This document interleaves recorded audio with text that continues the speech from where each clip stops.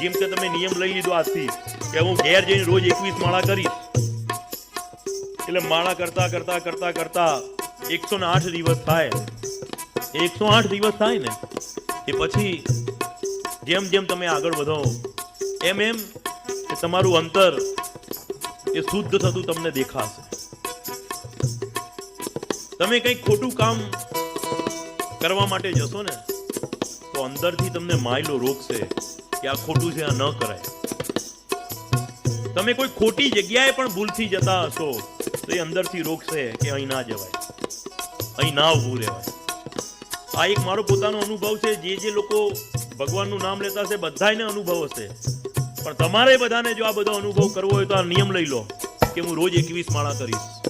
અને 21 માળા 100 દાડા થાય, 108 દિવસ થાય ને પછી એનો પ્રભાવ જુઓ તમે. એ માળા બોલતી થઈ જાય.